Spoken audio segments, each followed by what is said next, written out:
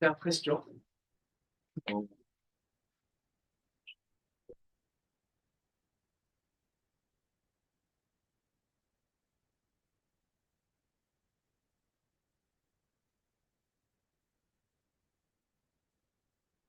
어, 그거 더보기, 플로팅, 데이 컨트롤 숨기. 제목을 안 써내고요. 오늘 제가 좀 발표드릴 두 가지 논문, 하나는 논문이고 하나는 소프트웨어인데, 뭐 좀 테마가 우리가 앞으로 생성을 어디까지 할 수 있을까에 대한 좀 고민을 하면서 나온 주제고요. 우리가 요즘 뭐 디퓨전 이미지 잘 만들고 LLM 이제 말 잘하는 거는 아는데, 그러면 이제 모든 걸 생성할 수 있는 거냐? 우리가 생각해 왔던 그거는 아니란 말이야. 아직도 우리가 생성하지 못하는 자료형이라고 해야 되나? 확장자 이런 것들이 있죠. 좀 대표적인 예시로 형식이 있는 이제 문서의 범주에 들어간 워드, PPT, 엑셀 이런 것들은 그 안에 내용을 어떻게 뭐 이미지 생성이나 뭐 LLM으로 그 내용을 채울 수는 있는데 그것 자체는 이제 생성을 못하고 있고요.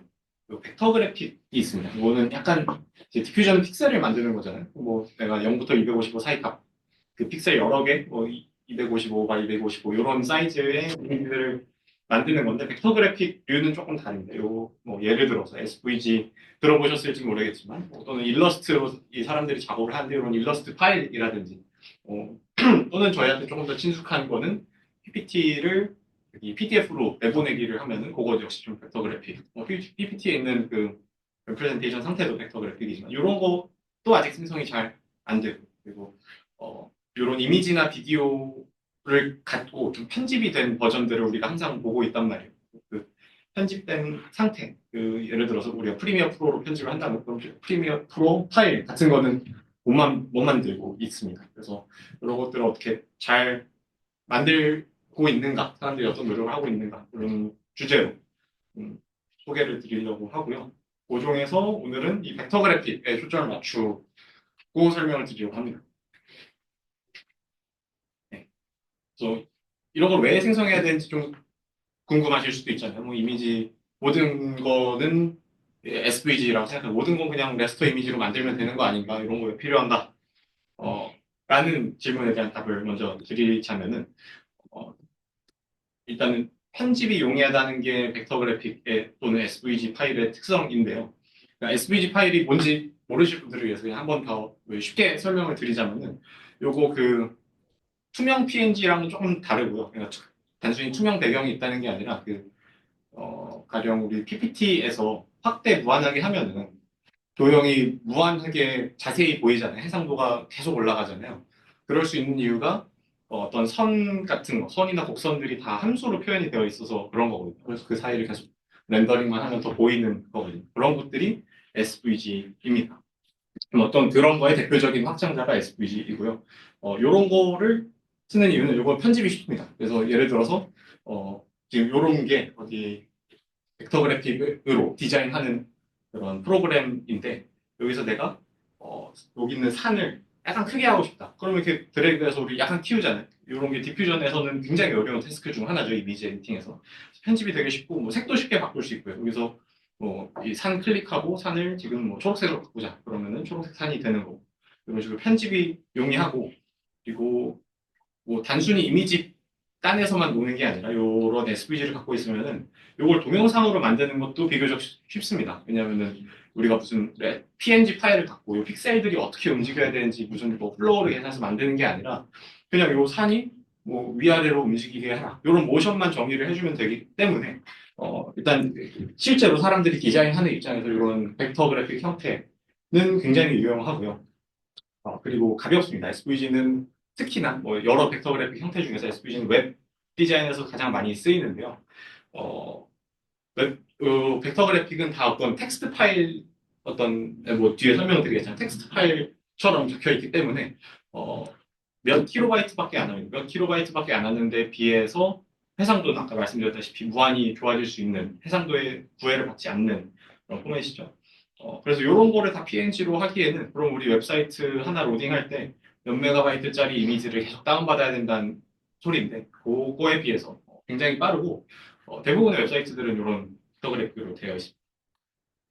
그리고 마지막으로 하나 더 하자면은 이게 좀 디자인 에셋이라고 하는 것들이 있는데요. 우리가 이것저것 디자인할 때 우리가 모든 걸 다 처음부터 만들지 않고 이곳저곳에서 끌어다 쓴단 말이에요.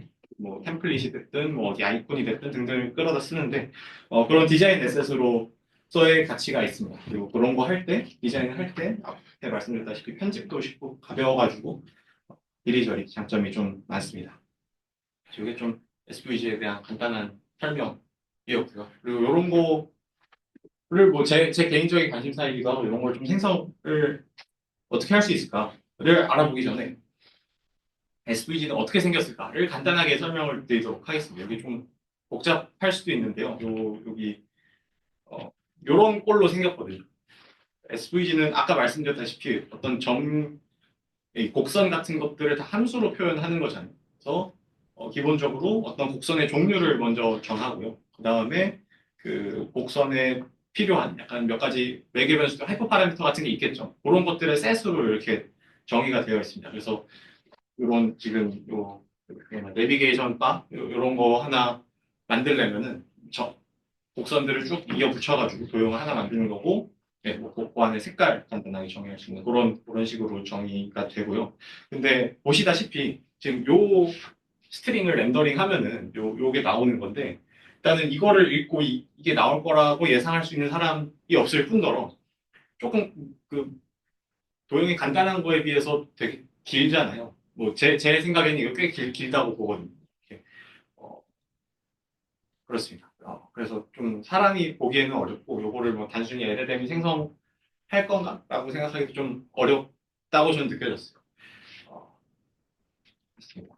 그리고 요게 실제로 좀 요 레프레젠테이션을 뭔가 이해하기가 힘든 이유 중 하나가 그 뒤에 나오는데 일단 LLM은 또 ChatGPT들은 요 SVG를 잘 모르는 듯 합니다. 그래서 제가 아까 그 동일한 그 SVG 파일 있잖아요. 그거를 딱 그 스트링만 넣어주고 이 쉐입이 뭐냐라고 물어보면은 뭔가 이게 SVG라는 건 다 알고 그런데 이게 하트 같이 생겼대요. 또는 뭐 나뭇잎 같이 생겼대요. 뭐 좀 틀렸죠.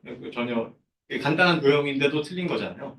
그럴 만한 이유가 요 곡선의 하이퍼파라 같은 이렇게 좌표가 예를 들어서 이렇게까지 설명할 생각은 없었는데 여기서부터 여기의 곡선과 여기서부터 여기의 곡선의 하이퍼 파라미터가 조금만 바뀌어도 실제로 요거는 하트처럼 렌더링이 될 수 있거든요. 숫자를 조금만 바꿔도.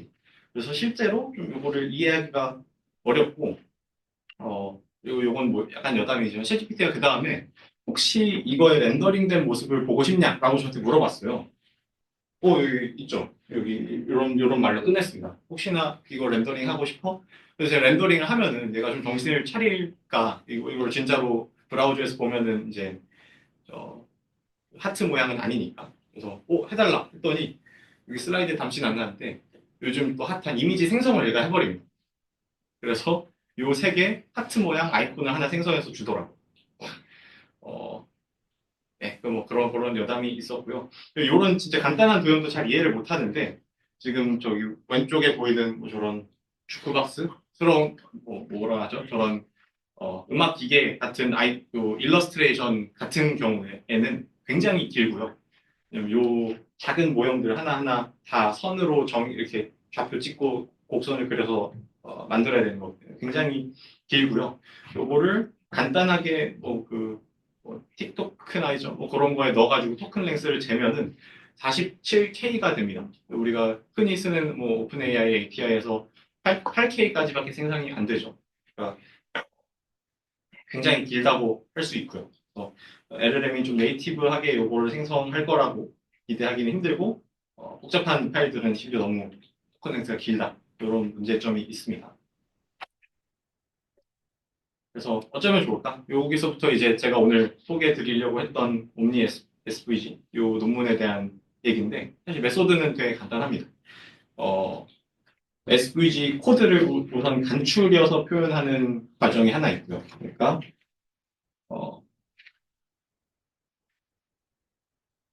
이런 복잡한 코드들을 우리만의 커스텀 보캐블러리를 정의해가지고 요 곡선 타입 별로 타입 개수만큼 토큰 새로 추가하고 좌표 이렇게 우리가 뭐 절대적인 값을 정해가지고 추가하고 색깔 값 이런 거 토큰 새로운 토큰으로 만들기를 했다고 합니다. 그래서 커스텀 보캐뷸러리를 한 40페이지 정도 붙여가지고 요걸로 여기가 요 토큰들을 학습하겠다라는 게 이제 골자이고요. 데이터를 많이 모으자가 이제 두 번째 포인트입니다. 네. 여기까지 다들 괜찮으신가요? 질문을 중간중간 하셔도 돼요. 네. 그래서 그게 거의 전부이고요. 여기서 설명을 조금 더 드리자면은 이렇게 하면은 토큰 랭스가 일단 많이 줍니다. 왜냐면은 우리가 예를 들어서 좌표가 256,256이었다. 그럼 이게 몇 개의 토큰이 될지는 사실 모르잖아요. 두 개 이상이 될 가능성이 되게 높은데 그런 게 아니라 그 숫자 하나하나당 그냥 하나의 토큰이 되니까 좀 그 SVG가 이제 스트럭처드 된 코드인데 그런 스트럭처를 유지하기 위한 그런 뭐 태그라든지 그런 거에 쓰이는 토큰 개수도 줄고 뭐 이런 숫자들에 쓰이는 숫자들도 좀 더 클리어한 토큰 하나씩 표현돼가지고 토큰이 많이 준다고 그러고요. 그리고 예, 그렇습니다. 그래서 데이터셋은 뭐 요즘 많이들 하는 일이지만 얘들이 거의 처음으로 대량의 SVG를 크롤링을 했고요. 그래서 뭐 SVG의 대표적인 예시들이 저기 아이콘 그리고 일러스트레이션 이런 것들이 빅터그래픽으로 표현이 되고 그리고 추가적으로 뭐 캐릭터 같은 것들을 얘들이 빅터그래픽으로 좀 더 모았다라고 합니다. 그리고 2밀리언 이런 데이터셋을 만들어서 공개를 했고요. 근데 이렇게 그 커스텀 토큰을 만들어가지고 토큰 랭스를 많이 줄여도 복잡한 것들은 굉장히 여전히 복잡합니다. 이 선 자체가 굉장히 많고 복잡할 수밖에 없어가지고 뭐 예를 들어서 이런 사진 있잖아요. 이런 거는 레스터 이미지처럼 보이는 그런 이미지인데 이런 것들의 토큰 랭스는 여전히 30K 플러스 되는 그런 특히 이제 캐릭터에서 긴 토큰들이 여전히 있고 하지만은 대부분의 아이콘이나 일러스트레이션은 4K 안쪽으로 이렇게 학습할 수 있게 토큰 랭스를 줄여서 학습할 수 있게 했다고 합니다. 그리고 제가 기본적인 세팅 안 알려드렸는데, 여기서 하려고 하는 건 그냥 SVG를 텍스트를 주고 생성을 하는 게 아니라, 이미지를 받아서 그 이미지에 해당되는 SVG를 만들려고 하는 상황입니다. 그래서 인풋으로 또는 이미지가 들어가고, 또는 뭐 데이터셋 입장에서는 렌더링이 된, SVG가 PNG로 렌더링이 된 그 이미지가 들어가고요.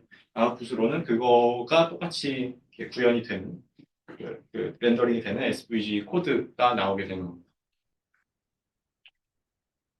까지도 괜찮으신가요? 그래서 이게 뭐 그 홈페이지에 있는 데모 영상인데 이렇게 생성을 하는 겁니다. 얘가 이렇게 하나씩 그려가면서 근데 이게 생각보다 꽤 잘하고요. 그 이전 방법들은 이런 LLM으로 이렇게 복잡한 걸 만들 엄두를 못 냈었는데 컴퓨팅 파워와 데이터가 충분하다면 이런 거를 만들 수 있다고 합니다. 그러면 저 캡이 네. 꽤나 뭐 SVG를 거의 다 표현할 수 있는 거야?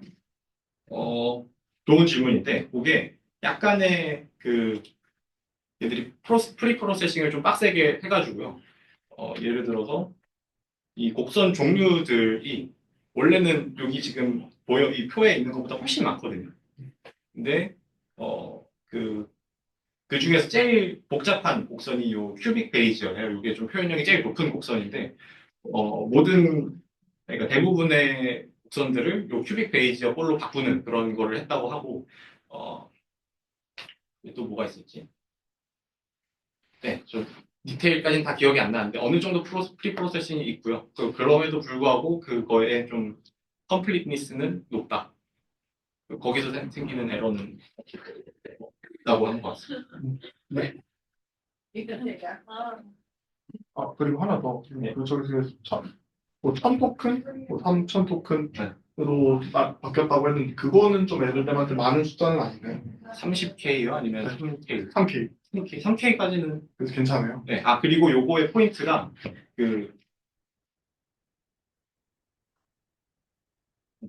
30K 뭐 데이터 센서 이런 게 있는데 요거는 그럼 여전히 못하는 거 아니냐 이런 말씀이신 거잖아요. 그것도 있고, 그냥 원래 2, 3K 정도는 괜찮은 거냐? 괜찮다고 보고 음. 그리고 여기서 더 중요한 건 이걸 학습을 하기 때문에 음. 그러니까 그만큼 긴 것도 이미 학습을 한 거죠. 생성을 할 수 있도록.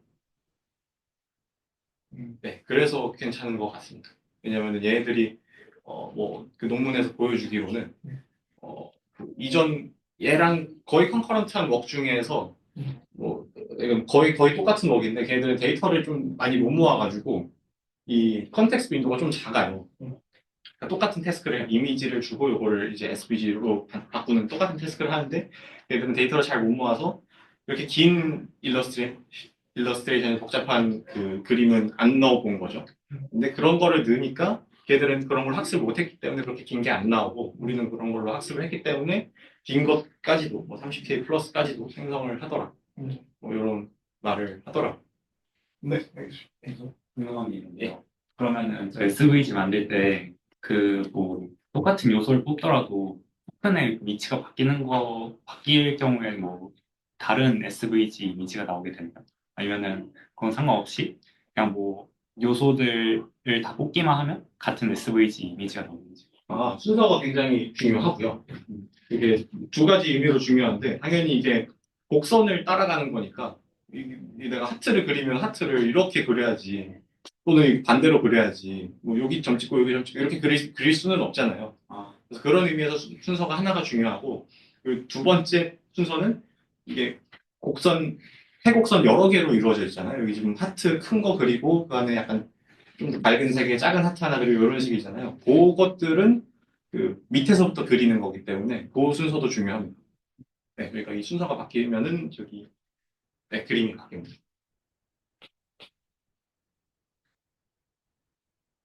예, 그렇고요. 요 SVG 생성을 제가 꽤 옛날부터 이렇게 관심이 있어 했거든요. 그리고 사실은 오늘은 전혀 그런 이전 먹들이 어떻게 했는지 설명을 드리지 않았지만 원래는 약간 너프처럼 해요. 그러니까 또는 가우시안 스플래팅처럼 해요.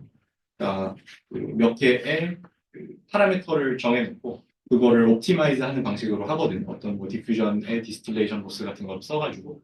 근데 그것들은 뭐 우리가 너프의 퀄리티가 그렇게 좋지 않은 걸 보듯이 그런 것들의 퀄리티가 그렇게 좋지 않았고 근데 그래서 모두가 대안으로 이런 거를 학습하는 거를 당연히 LLM을 파인 튜닝 하는 거를 생각하고 있었는데 아무도 엄두를 못 냈던 것 같거든요. 요 토큰 랭스가 너무 길다는 걸 아니까. 근데 여기서는 했습니다. 그게 좀 대단한 것 같고 그리고 이게 학교에서 했어요. 그러니까 우리도 좀 할 수 있는 버짓 안에서 프로젝트라는 생각이 들었고 그렇습니다. 뭐 마지막 디테일로 하자면 그렇다고 QN 요 모델을 큰 거를 쓰지는 못했고요. 3빌리언에서 학습 하나 하고 7빌리언에서 학습 한 번 했다고 합니다. 근데 뭐 저도 요 30K 토큰을 학습하려면은 몇 기가가 필요한지는 뭐 가늠조차 잘 안 되긴 합니다. 이게 하나. 그 다음이 두 번째입니다. 그래서 두 번째 거는 더클링이라고 IBM에서 좀 주도적으로 만든 깃허브 프로젝트이고요. 소프트웨어입니다. 그래서 얘의 목표는 모든 문서를 하싱을 하자. 라는 게 이 프로젝트의 목표입니다. 그래서 보시면은 뭐 문서라고 하면 아까 제가 잠깐 말씀드렸던 뭐 PDF, 워드, PPT, HTML, 엑셀 이런 것들을 말하는 거고요. 그럼 그거를 제이슨, 마크다운 아니면은 뭐 우리 랭체인의 입력 이런 것들로 바꿔서 넣어주겠다라는 그런 프로젝트입니다. 네, 그래서 기본 아이디어는 이제 우리 OCR이라는 분야도 꽤 오래됐고 어떤 다큐먼트 레이아웃 디텍션이라는 분야도 조금 뭐 많이 쓰지는 않았지만 있고요.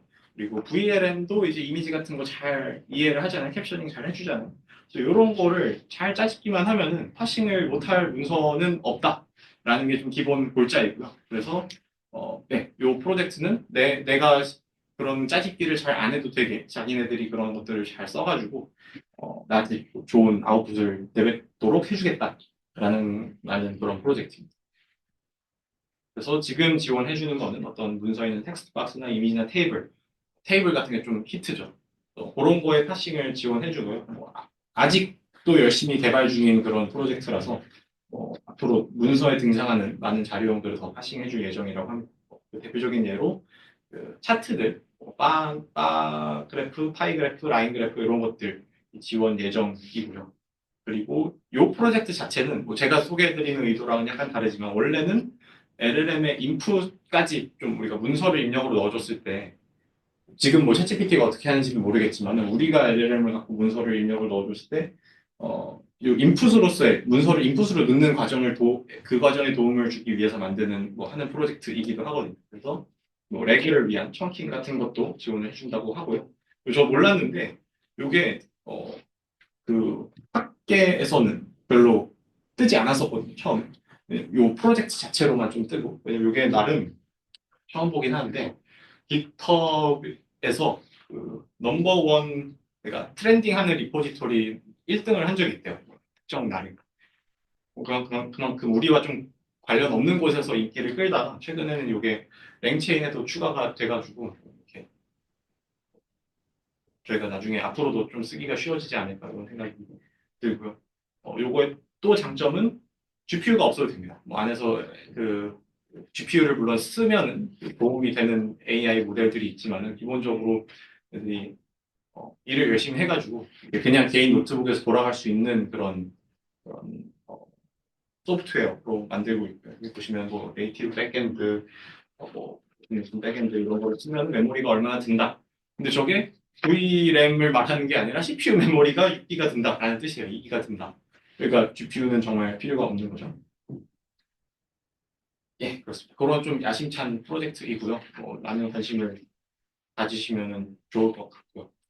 어, 그래서 제가 이거를 써봤습니다. 써봤고, 결과물이 굉장히 긴데, 그래서 이 논문을 제가 통째로 파싱을 해본 거거든요. 그러면은 요거를 좌표와 그 내용들을 제이슨으로 잘 정리해서 돌려줍니다. 보시면 뭐 제가 이 제이슨이 너무 길어가지고 일부분만 이렇게 잘라서 보여드리는 건데 여기 보시면은 페이지 넘버 1페이지고 요거의 바운딩 박스는 이렇게 되고 요거의 총 캐릭터 랭스는 얼마고 요거에 적혀있는 내용은 요거다 라는 식으로 이렇게 뭐 문단마다 자기가 생각하는 그 엘레먼트 뭐 자기가 나름 파싱 해가지고 텍스트 박스를 보여주고요. 요거의 좀 좋은 점 중 하나라면은 이미지도 추출을 해줍니다. 여기 보시면은 여기 맨 오른쪽에 있는 요 예시가 이미지인데 픽처가 있고 요 이미지는 아닌데 다른 이미지인데 제가 그냥 이미지 예시로 갖고 오는 페이지 6번에 있고 요거의 위치는 어떻고 여기 보시면은 요거의 사이즈가 어떻고 DPI가 어떻고 그리고 URI라고 적혀 있고 제가 잘렸지만은 여기 어떤 그 베이스 64 PNG로 인코딩된 그 텍스트가 이 아래에 이제 쭉 나오거든요. 그래서 네, 이미지도 파싱을 해준다. 그러면은 이제 반대로 생각하면은 요 문서에 한해서는 우리가 이 제이슨을 갖고 아직 정보가 조금 부족하긴 해요. 우리가 원하는 모든 정보가 있지는 않지만은 복원도 가능하다고 볼 수도 있잖아요. 그래서 좀 그만큼 정보를 잘 추출해주는 핫서이다 입니다.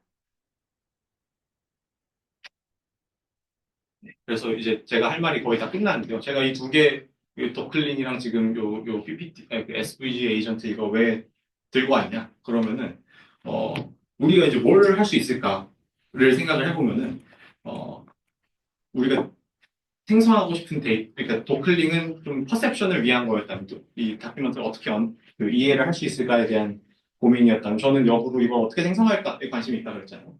그러면은, 일단 우리 데이터를 어떻게 잘 할 건지가 중요한 거예요. 그러니까 다시 우리가 생성을 하더라도 이 퍼셉션을 어떻게 할 건지가 중요한 거죠. 우리가 SVG를 어떤 레프레젠테이션으로 좀 통일된 레프레젠테이션으로 이해를 할 것인가. 뭐 SVG는 이미 좀 문법이 있는 코드니까 그게 좀 비교적 쉬웠다면 이런 다큐먼트들은 그런 거가 물론 있겠지만은 그런 거가 되게 복잡할 거란 말이에요. 그 LLM 이해하기에는. 그래서 우리가 어떤 정규화된 뭐 여기서 지금 제이슨이 제일 많이 쓰인다면 그런 식으로 잘 파싱을 해주는 게 중요하다. 그래서 뭐 제가 요즘 하고 있는 연구 중에서 어떤 포스터 생성이나 그런 것들에 관심이 있는데 그런 포스터를 우선 어떻게 완벽하게 파싱을 할 수 있을까?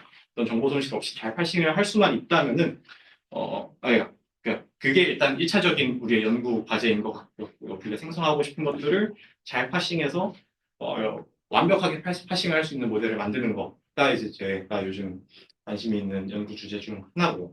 그리고 이 데이터 두 번째 스텝이 요게 이런 모델이 만약에 있다면 어, 또는 이렇게 완벽하게 파싱이 되는 자료형을 내가 안다면 요거를 생성하는 거는 그 다음부터는 비교적 쉬워지는 것 같아요. 그래서 어, 예를 들어서 지금 아까 SVG 논문에서는 파인 튜닝을 한 거고 우리가 커스텀 토큰들을 정해가지고 요거를 뭐 인컨텍스트 러닝을 해도 되고 뭐 레그를 해도 되고 등등 이거를 생성할 수 있는 뭐 테크닉들은 요즘 많은 것 같으니까 네, 이런 방식으로 통해서 우리가 자료들을 생성해 보면 어떨까 하는 그런 메시지를 드리려고 네, 오늘 이렇게 준비해 왔습니다. 또 질문이 있으신가요?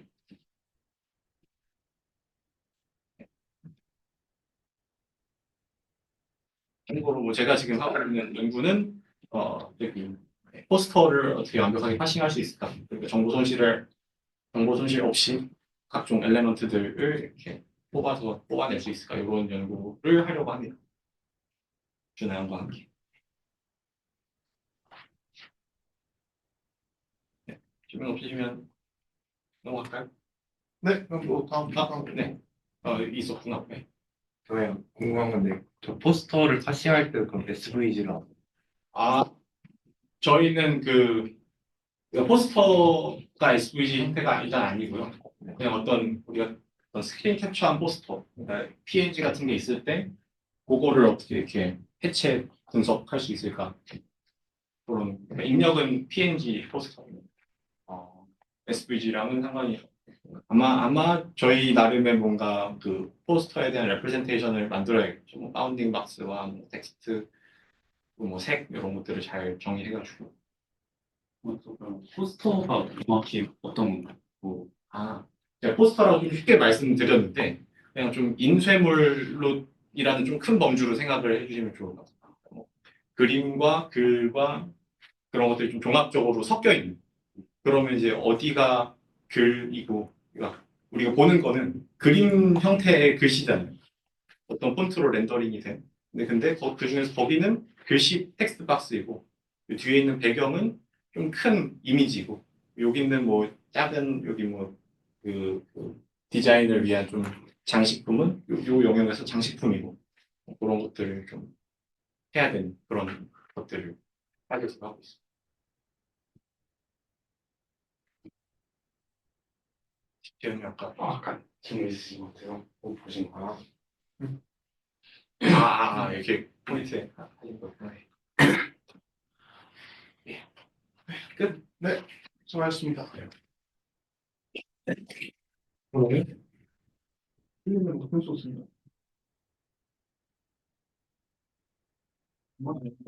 얼마나 써? 수익 한번 내용이 좀 집중해 주시죠. 그럼 되죠. 네. 오랜만에 발표하는 것 같은데 저는 뭐 시작하기 없어가지고 저는 이제 랩스미나 발표 주제를 좀 크게 두 개로 쪼개가지고 좀 이제 하고 있는데 오늘은 요 친구입니다. 그래가지고 요 분류에서는 이제 뭔가 우리가 연구를 할 때 치트키 같은 뭔가 방법이 있지 않을까. 뭐 연구 수준이 뭐 그런 걸 떠나가지고 좀 기술적으로 이제 좀 어떻게 하면 뭐 논문을 갖다가 붙이고 막 이런 것들이 있지 않을까. 뭐 그런 것들이고 하나는 이제 연구 주제를 정하는 거를 넘어가지고 뭘 먹고 살아야 될까 뭐 이런 느낌의 이제 앞으로 무슨 일이 있을까 뭐 그런 것들을 찾아보고 있는데 오늘은 그 중에서 이제 연구를 할 때 뭔가 좀 치트키 느낌으로 리뷰어를 잘 만나는 것도 중요하죠. 그래야지 뭔가 좀 같은 논문을 쓰는데 리뷰를 잘 만나면 붙고 잘못 만나면 안 붙고 좀 그렇잖아요. 그러니까 최대한 이런 좀 운을 좀 최대한 높일 수 있는 방법을 생각해보자. 그래가지고 본격적으로 들어가면은 그 오타니 쇼헤이 야구 선수 다들 알죠? 이분이 이제 좀뭐 각종 뉴스 기사, 뭐 인터뷰 같은 걸 보면은 그 이런 그 표를 만들었대요. 그래가지고 고등학생인가 중학생인가 아무튼 뭐 어린 시절에 요 야구 그 야구부에서 학교에 야구부에서 이제 막 이제 야구 연습을 하면서 나는 앞으로 최고의 야구 선수가 되겠다. 뭐 이런 식으로 꿈을 갖고서 그러면 그 꿈을 이루기 위해서는 어떻게 행동해야 될까? 이런 것들을 정리한 거예요. 그래가지고 뭐 내가 이제 어떤 거를 어떤 측면에서 뭐를 연습하고 노력하고 하면은 뭐 잘 되겠다 해가지고 이걸 실제로 실천을 했고 그 결과 우리가 아는 그 지금 오타니가 된 거죠. 그래가지고 뭐 정말로 이제 이 사람은 이제 비범하다 뭐 이런 생각을 할 수 있는데 재밌는 거는 이 표를 보면은 여기 밑에 이제 운이랑 인간성이라는 이제 분류가 있어요. 그래가지고 좀 재밌죠? 이게 좀 다른 것들은 이제 뭔가 좀 야구 선수라고 했을 때 뭔가 좀 노력할 수 있는 거? 뭐 그런 거라고 볼 수 있는데 이런 거는 야구 선수가 되는 측면에서는 사실 이제 우리가 평범하게 생각하지 않는 그런 거잖아요. 그래가지고 그 중에 이제 운이라는 게 있는데 또 재밌는 건 여기에 뭐 쓰레기 줍기, 뭐 물건을 소중히 쓰자, 뭐 이런 것들이 있는 거예요. 그래가지고 이제 이 사람이 이제 인터뷰에서 말하기를 뭐 좋은 공이 오기를 바라면서 주는 건 아닌데 이제 쓰레기를 줍다 보면 선행을 하면 이제 행운이 따라온다 이런 느낌인 거죠 결국에는 이제 그래가지고 이런 식으로 얘기를 했는데 결국에 야구 선수도 그렇고 연구자도 그렇고 운이라는 게 중요하다. 근데 이제 화제를 연구자로 돌려가지고 얘기를 하면은 우리가 좋은 교수를 만드는 게 있겠고 그다음에 이제 좋은 동료를 만드는 게 있겠죠. 근데 생각해 보면은 뭐 지금은 잘 뽑았으니까 이제 굳이 이거는 생각 안 하고 이제 다음으로인지는 모르겠는데 또 하나 중요하다는 건 이제 좋은 리뷰어를 만드는 게 중요하다. 이제 그런 거죠. 그래가지고 리뷰어 운을 관리할 수 있을까? 라는 이제 질문을 이제 갖게 된 거고 그러면 이제 뭘 해야겠다? 이 답을 하기 위해서는 이제 리뷰어가 어떻게 배정되는지를 알아야겠죠. 그래가지고 오늘 주제는 이제 우리가 이제 주로 사용하는 CMT3 그리고 오픈 리뷰에서 리뷰어 배정이 어떻게 되는가 이거를 알아볼 겁니다. 참고로 이제 아마 여기 학부연구생들 계셔가지고 논문을 아직 안 써보신 분들이 있는데 요 CMP3랑 이 오픈 리뷰라는 건 이제 우리가 연구자가 논문을 제출하고 뭐 이런 것들을 관리하는 플랫폼이라고 보면 될 것 같아요. 가지고 여기에서 어떤 학회의 이제 대장이 이런 플랫폼 위에다가 그 학회의 논문 제출이랑 뭐 논문 리뷰 시스템을 등록을 하면은 그 안에서 뭐 돌아가는 거죠. 가지고 우리가 이제 뭐 여러분들 입학하시고도 그러면 막 이제 혹은 이제 학부 영상 때도 논문 쓸 때 이제 쓸 텐데 이제 우리가 많이 쓰는 게 두 군데인 거죠. 그래서 첫 번째로는 이제 CMT3라는 곳이 있는데 여기는 이제 뭐 역사를 간단하게 보면 이게 원래 좀 근본 사이트였어요. 그래가지고 보니까 이제 1999년에 이제 만들어서 가지고 보니까 12,000개 정도의 학회를 막 관리하고 거의 뭐 중복 포함일 텐데 아마 1억 명이 썼다. 가지고 이제 이렇게 있는데 여기에서 쓰는 그 리뷰어 매칭 시스템이 뭐냐? 이게 이제 토론토 페이퍼 매칭 시스템이다. 라고 하는 게 있다고 합니다. 그래가지고 요거가 이제 왜 토론토 페이퍼 매칭이냐? 토론토 대학에 있는 연구자가 만들어서 그렇다라는 거고요. 실제로 이제 뉴립스 2010 때 뭔가 좀 이제 도입이 돼가지고 베타 테스트 같은 걸 해본 거죠. 그래가지고 이거 괜찮다 해가지고 전격 도입이 됐다라고 보시면 될 것 같아요. 그래가지고 요 밑에 있는 게 이 시스템에 대한 설명을 한 논문인 거죠. 그래가지고 요 논문을 한번 좀 설명하기 앞서가지고 그러면 우리가 리뷰어 입장에서 우리가 이제 AI 혹은 ML 컨퍼런스 논문을 리뷰한다라고 했을 때 그 과정을 생각해 보면은 처음으로 우리가 아마 여기 계신 분들은 아마 좀 본인이 직접 리뷰를 받은 적이 없어가지고 잘 모르실 텐데 보통 이제 떤 학회에 내가 리뷰어 초청을 받았다. 라고 이제 내가 초청을 받았으니까 뭐 수락하는 과정이 있어요. 아주 수락을 하게 되면은 실제로 이제 내가 그 리뷰어 풀에 들어가가지고 실제 리뷰를 수행하게 되는 건데 이때 리뷰어 풀에 들어가면 물어보는 거가 이제 리뷰할 본인이 희망하는 논문이 몇 개냐. 나 세 개 하겠다 하면 세 개 주는 거고, 뭐 10개 할 수 있다. 뭐 그럴 일은 없긴 한데 10개도 할 수 있고 그런 거죠. 그래가지고 몇 개 할 건지 정하고요. 그다음에 conflict of interest라고 해가지고 뭐 이런 거예요. 내가 내 친구가 제출한 논문을 리뷰하면 좀 이제 좀 공정하지 않을 수 있잖아요.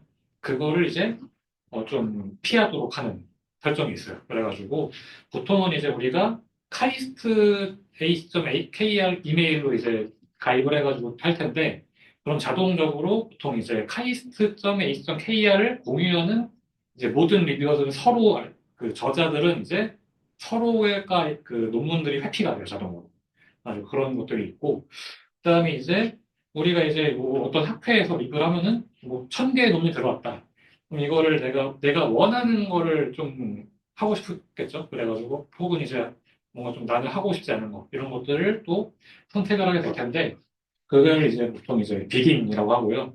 그다음에 이제 이런 과정을 다 거치고 나면 마지막에 이제 어떠한 논문이 나한테 배정이 되고 그걸 나는 리뷰하고 그러면 되는 거예요. 이렇게 과정이 있는 건데 이때 뭐 좀 어려운 점이 뭐냐? 어떤 거냐면은 만약에 이런 거를 내가 나의 희망대로 뭔가 좀 리뷰를 하고 싶다라고 하더라도 좀 힘든 게 이게 유립스 2024 작년 거 기준으로 논문이 17,500편이 들어왔대요. 내가 이걸 다 하나씩 보고서 나 이거 하기 싫고 이거 하고 싶고 이런 거 좀 표시하기 힘들잖아요. 그러니까 이제 우리가 모든 논문에 대해서 레이블링을 할 수 없다. 이게 첫 번째 문제고 두 번째로는 이제 우리가 오픈 리뷰 같은 거는 좀 가끔 다르긴 한데 이제 웬만해서는 우리가 논문 리뷰 이전에 이제 비딩할 단계에서는 이 논문에 대한 전체 정보를 몰라요. 예를 들어가지고 뭐 저자는 당연히 모르고 제목이랑 초록만 읽고서 이게 내가 뭔가 좀 내 취향인지 아닌지를 가려야 되는 거예요. 그래가지고 뭔가 좀 불완전한 정보를 가지고서 이제 우리가 선택을 하는 문제가 있는 거죠.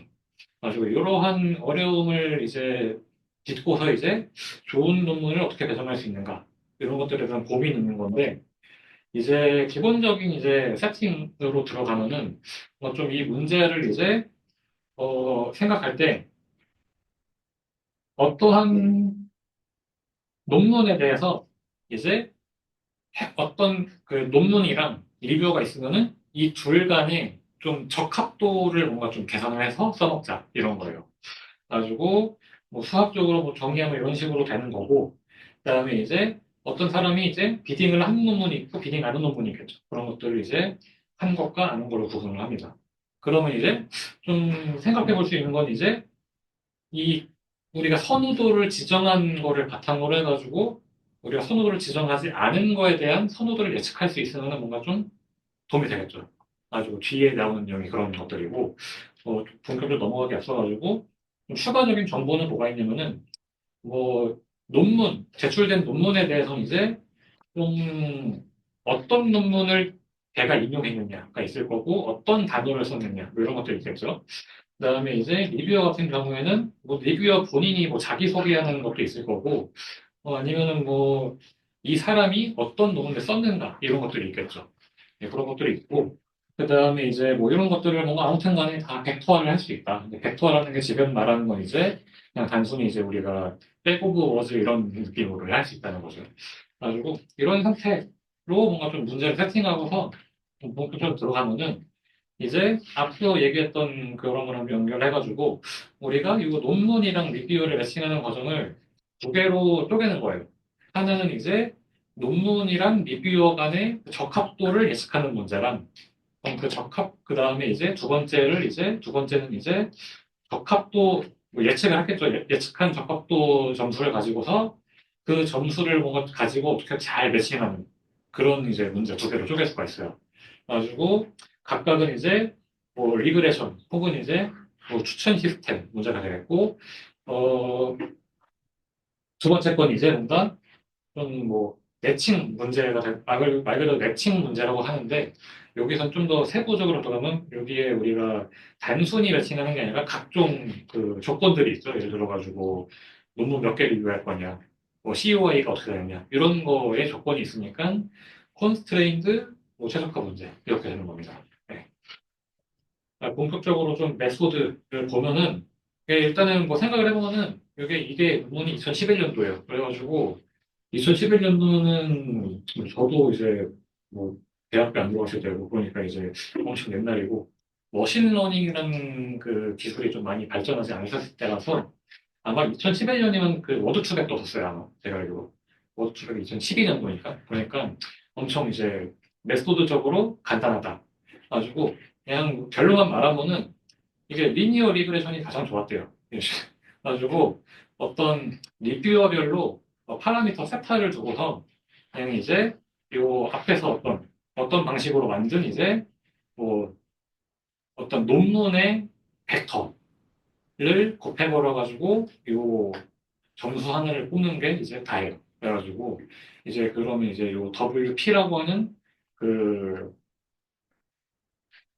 논문에 대한 이제 벡터는 어떻게 보느냐 이제 어, 그냥 이제 어떤 그 논문에서 이제 나왔던 단어들을 단순히 백오버즈로 센다거나 아니면 그러니까 TF-IDF 같은 뭔가 좀 간단한 피처라이제이션 기법을 써가지고 할 수도 있고요. 그런 식으로 어떻게든지 간에 이제 어떤 논문 하나를 벡터화를 하고 그걸 그냥 어, 곱해버린다라는 거죠. 곱해버려가지고 이제 예측한다라는 겁니다. 여기까지 쉽죠? 뭐 리니어 리그레션 얘기니까. 가지고 그런 다음에 이제 실제로 이제 점수를 구했으니까 그 점수를 가지고 이제 매칭을 하겠죠. 근데 매칭이라는 거가 생각보다 쉬우면서도 어려운 게 이제 매칭이라는 거에 목표가 뭐냐에 따라서 좀 메소드가 달라집니다. 뭐 예를 들어가지고 뭐 가장 우리가 좀 간단하게 생각해 볼 수 있는 거가 아니 그냥 뭐 가장 적합한 사람한테 맡기면 되는 거 아니냐라고 말할 수 있을 텐데 이러면은 이제 뭐 문제가 생기죠. 어떤 문제가 생기냐? 예를 들어가지고 어떤 누군가는 모든 논문에 적합할 수가 있어요. 뭐 어떤 느낌인지 아시는지 모르겠는데 예를 들어가지고 내가 진짜 전문가야. 그럼 이 사람한테 맡기는 게 그냥 어떤 논문을 들고 와도, 예를 들어 제프리 힌튼이야. 그럼 제프리 힌튼은 어떤 논문이라도 적합하겠죠. 그러니까 이제 뭔가 좀 로드가 뭔가 좀 그 사람한테 몰리는 일이 생기는 거죠. 예를 들어가지고 또, 뭐, 우리 연구실에 바이분 연구를 좀 많이 했는데, 그럼 우리 연구실에 바이분 연구가 100개 배정될 수도 있는 거죠. 이런 식으로 뭔가 문제가 생긴다는 거죠. 그래가지고 뭐 좀 이런 문제가 있기 때문에 좀 다른 좀 더 꼼꼼한 이제 조건이 필요한 건데 그래가지고 사람들이 좀 생각을 해본 결과 어떤 조건이 중요하냐 첫 번째로는 이제 리뷰어별로 좀 그 로드 밸런싱이 필요하다. 그리고 스터빌리티 페어라고 써 있는데 이거는 이제 설명을 좀 더 자세히 하려면은 예를 들어가지고 우리가 목표가 이제 전체적으로 우리가 100개에 대한, 100개 논문에 대한 배정을 할 거예요. 그럼 100개 논문에 배정을 하는 목표가 그 100개 논문별로 스코어빌리티 스코어가 나오겠죠? 그 배정된 리뷰어 간에.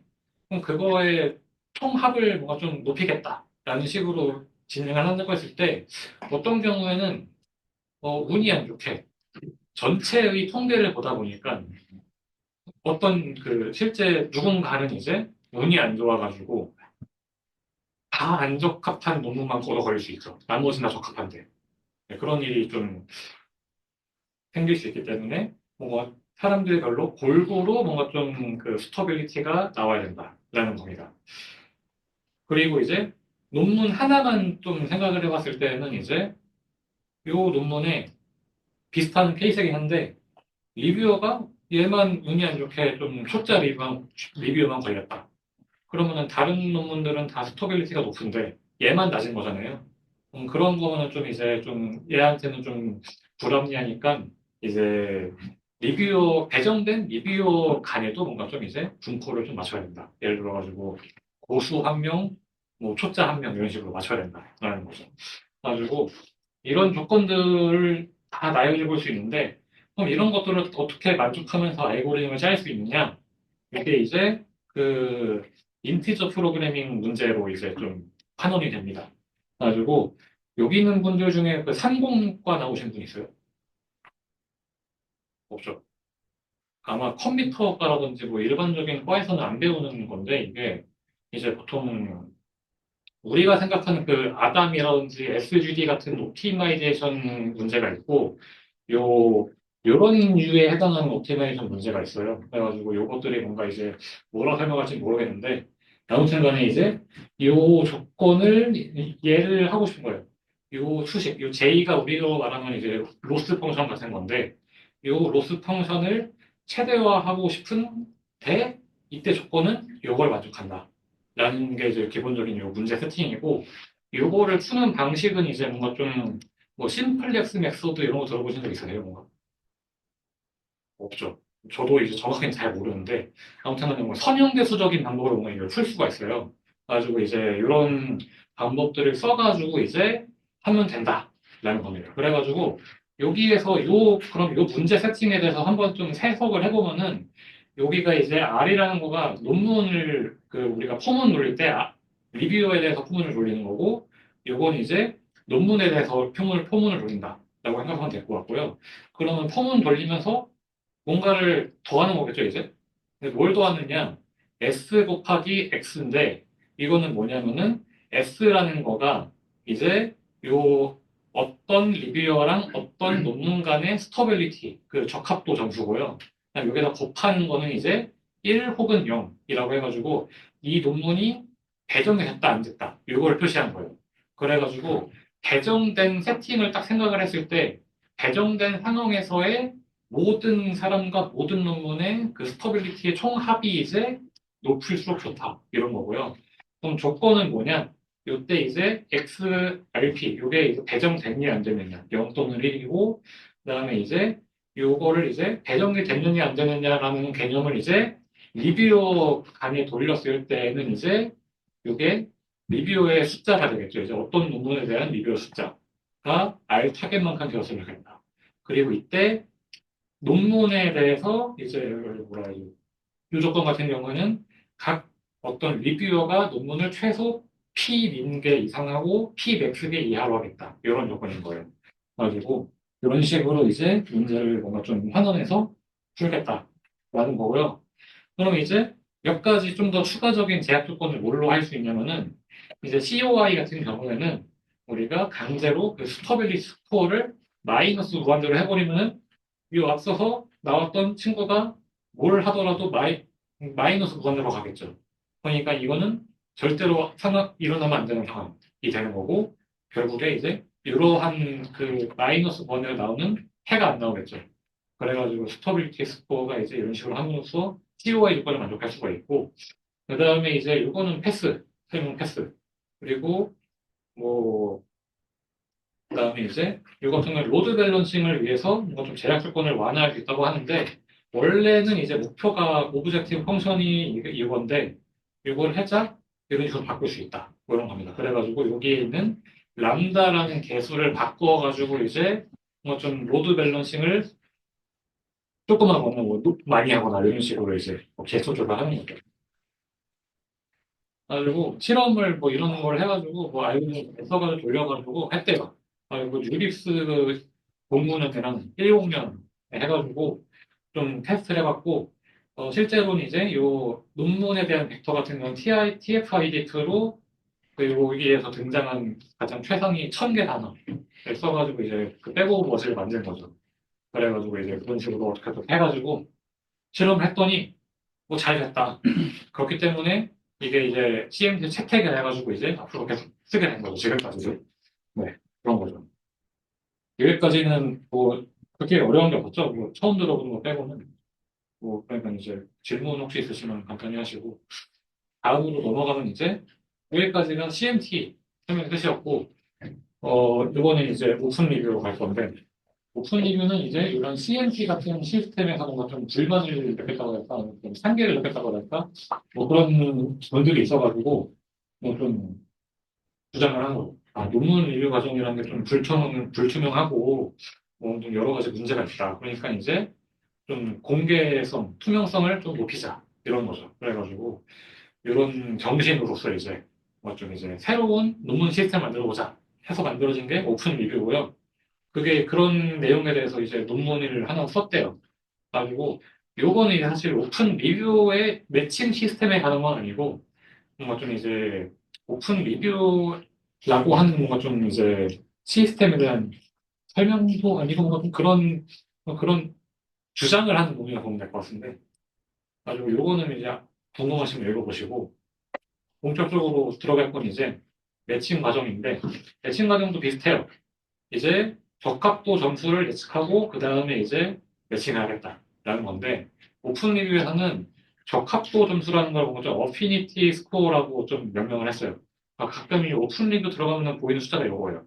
요건데, 요거를 어떻게 예측하는지는 이제 요 논문에 나와 있고, 매칭은 이제 페어 플로우라는 게 있는데, 요 논문에 나와 있습니다. 그래가지고 이제 본격적으로 바로 넘어가면은 이제 스펙터라고 하는 모델로 이제 어피니티 스코어를 예측을 했는데 이거는 좀 더 최신 연구니까 좀 우리가 좀 잘 아는 내용으로 좀 구성이 되어 있는데 이 사이버트라고 하는 이제 버트 계열의 뭔가 좀 이제 모델이 있어요. 이 모델은 이제 자연과학이라든지 뭐 그런 이런 여러 가지 논문을 가지고 학습을 했다고 보면 돼요. 이제 그런 모델에서 시작을 할 건데 이 모델가 뭘 할 거냐면은 각각의 논문 임베딩을 뽑을 거예요. 논문 임베딩을 뽑을 건데 어떻게 할 거냐? CLS 토큰을 넣고 그다음에 논문의 제목을 넣고 그다음에 세퍼레이트 토큰을 넣은 다음에 초록을 쭉 넣고 세퍼레이트 토큰 넣고 이런 식으로 입력을 해가지고 CLS 토큰 임베딩을 뽑아가지고 이거를 논문 임베딩을 쓰겠다라는 거고요. 그다음에 이제 임베딩 써가지고 그냥 어떻게 하는 게 아니라 이걸 파인 튜닝을 할 건데 어떻게 할 거냐? 트리플렛 로스를 쓸 겁니다. 그래가지고 어떤 논문 하나를 딱 갖고 와가지고 이걸 쿼리 논문이라고 할 거고요. 그다음에 이제 이 논문이 인용한 논문을 하나 또 들고 옵니다. 이걸 파지티브라고 하고 그다음에 이 논문이랑 무관한 다른 논문을 하나 들고 와가지고 네거티브로 씁니다.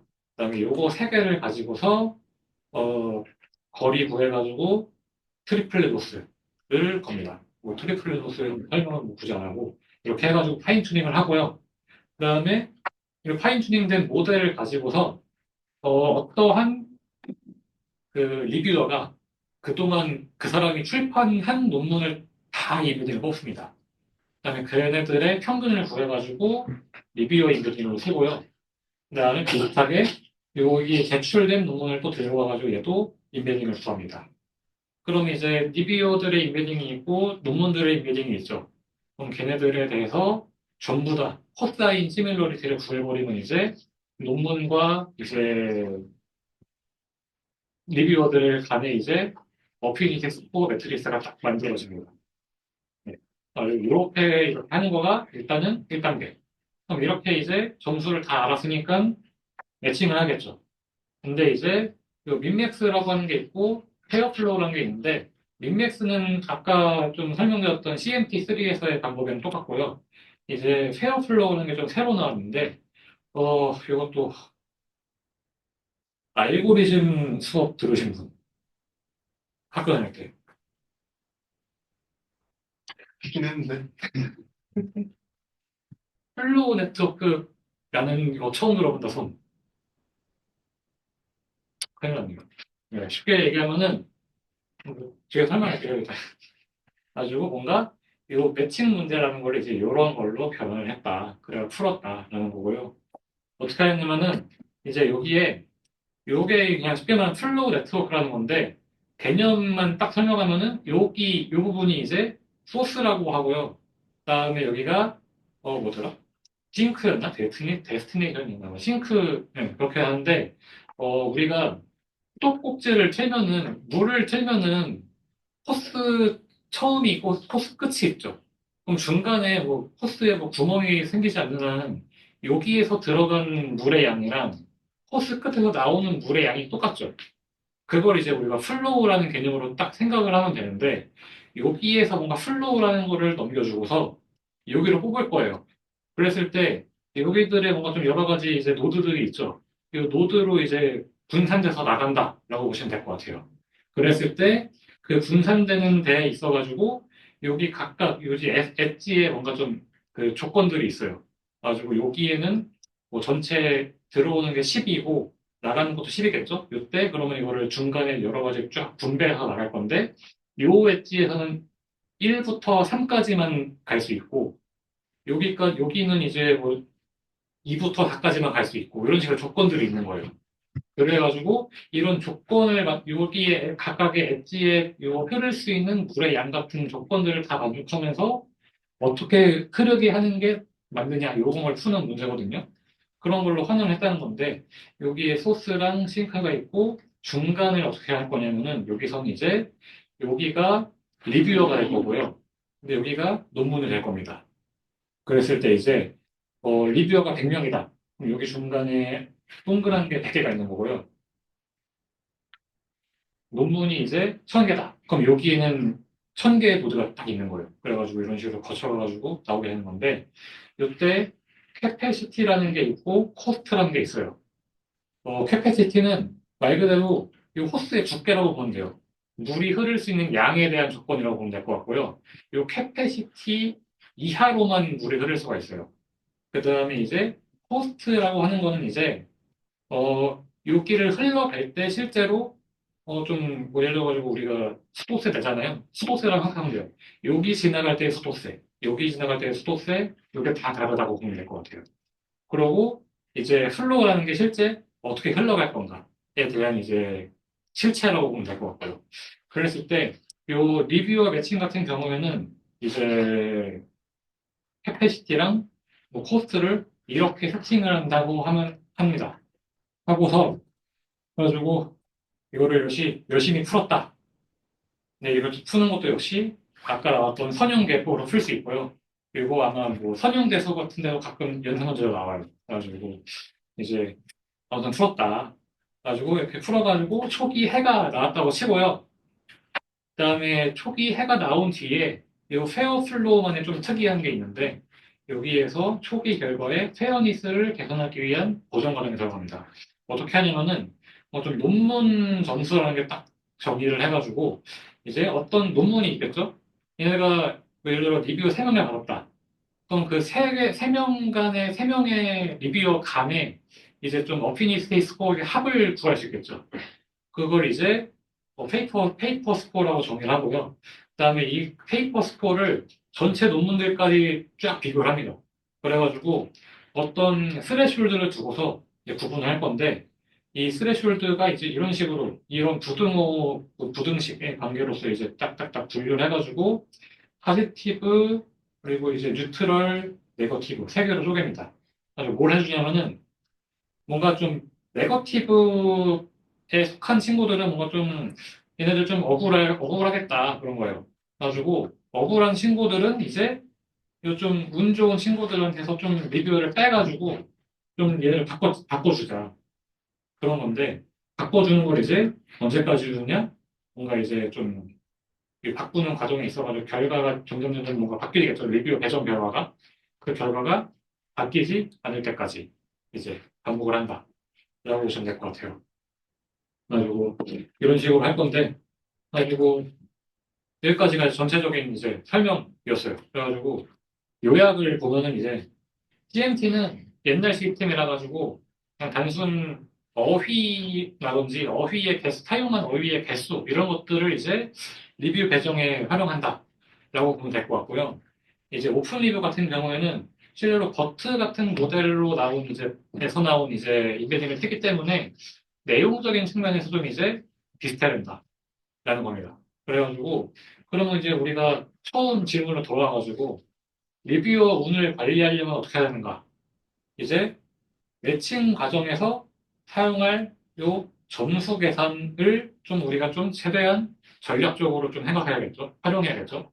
그러면은 어, 리뷰어 운이 없다고 말하는 거는 좀 어떤 게 있을까 하면은 그냥 뭐 다른 거는 모르겠는데 일단은 내 논문 내용을 이해 못하는 애가 얻어 걸렸을 때 좀 운이 나쁜 거겠죠.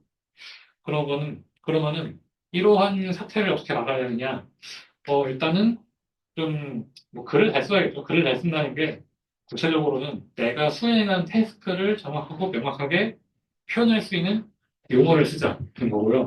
예를 들어가지고, 어, 가끔 이제 그런 게 있더라고요.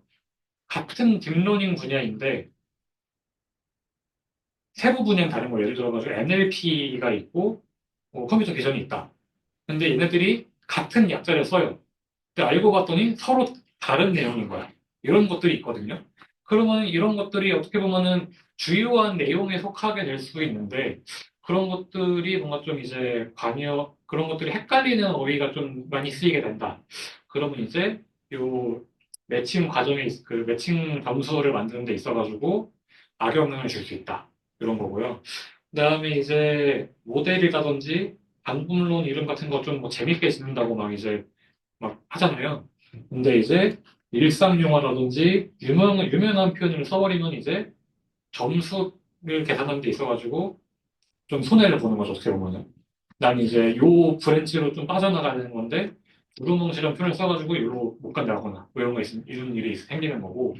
그다음에 마지막으로 좀 이건 좀 전략적으로 좀 생각을 해보면은, 좀 카메라 레디 버전 때 이런 뭔가 좀 재미난 제목은 카메라 레디 버전 때 넣고, 처음에 우리가 초기 제출할 때, 처음 서빙할 때는 좀 무난한 걸로 가자. 이러면 이제 그때 당시에 점수 계산할 때는 잘 되시겠죠. 뭐 이런 느낌? 네, 그래가지고 여기까지. 그러니까 이제 오늘의 교훈이라고 할까요? 뭐 그런 건데 여기까지 질문 있으세요? 그럼 막 저희 프라이머리 에어리아 뭐 그런 거 정하잖아요. 그런 건 별로 그렇게 의미가 좀 없나요? 아마 그런 것도 뭐 요때 당시에 논문에서는 그게 많이 안 써 있었는데 아마 아까 말했던 뭐 CMT에서 뭐 워드 벡터가 아니 그 논문 벡터 어떻게 곱하는 거잖아요. 거기에 반영될 수도 있을 것 같아요, 그게. 그래가지고 아예 안 들어가지는 않는다. 그런 것들이 기여한다. 그런 거죠. 그 컨플릭트 인터레스트 같은 거에 좀 뭐 더 넣으면 좋다 약간 그런 그 생각도 있으실까요? 그게 이제 보통은 누구를 찍는 게 아니라 집단을 찍는 거예요. 네. 예를 들어가지고 내가 뭐 카이스트 학생이다. 그럼 카이스트 집단을 다 빼버리는 거고 뭐 이런 거란 말이에요. 근데 이제 뭐 예를 들면 뭐 예를 들면 내가 뭐 그런 게 있을 수 있죠. 막말을 하면은 내가 어떤 나라가 싫어. 그럼 그 나라 대학을 다 뺄 수 있겠죠. 근데 좀 그건 좀 어떻게 보면 좀 뭐랄까 이제 윤리적으로 안 좋죠. 근데 네.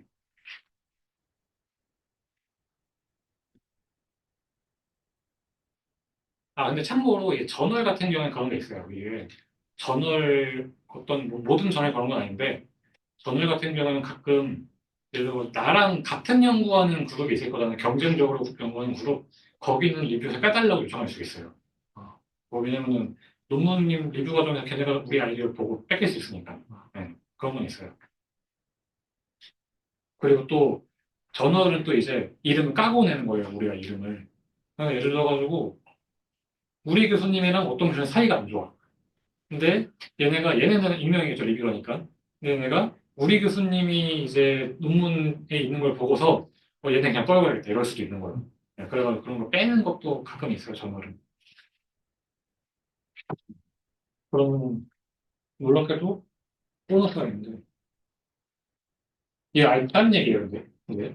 그래가지고 보너스로 아까 이제 논문이랑 리뷰어 매칭을 한 건데 이걸 좀 다르게 응용해 볼 수 있겠죠?